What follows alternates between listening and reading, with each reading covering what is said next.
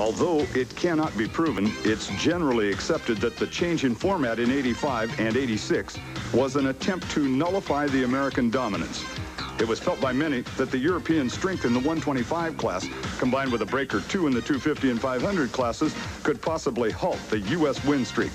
Riding for the U.S. was David Bailey on the right, Rick Johnson in the center, and their Honda teammate Johnny O'Mara. In the first moto, the 125s would run with the 250s. The 48-rider field dictated a two-row start, with team members lined up one behind the other.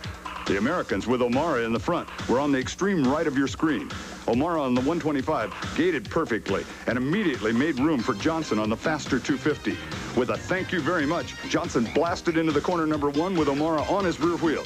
When the dust had cleared and the front runners had sorted themselves out, Johnson, number 2, was in second, and number 3, O'Mara on the 125, was in fourth. But not for long. Within 2 laps, the Americans were in first and second. They took control of the race and held it. The rout had begun. For the second moto, O'Mara would start behind number 1, David Bailey, who was riding a 500. In the group were no less than 5 world champions, with a combined total of 10 world championship titles. David Bailey was first off the line, with O'Mara close to mid-pack. The 125s were no match for the powerful 500s, or were they?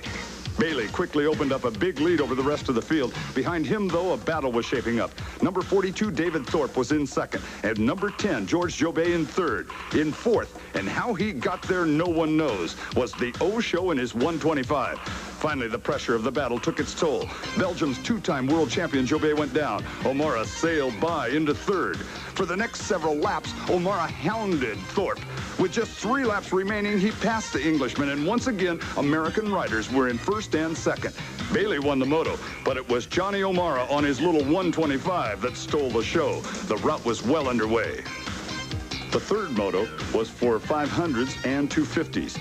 Bailey started in front with Johnson behind him. Both riders narrowly avoided a first corner pileup, but after that it was clear sailing. Bailey took the lead and left the rest of the field in his dust. By lap 5, Johnson had moved to second, and that was that. On the last lap, Bailey waited for Johnson. They crossed the finish line together, and the rout was completed. Even the European rules makers couldn't hold back the American juggernaut. American dominance was stamped firmly on what had been in the past European domain.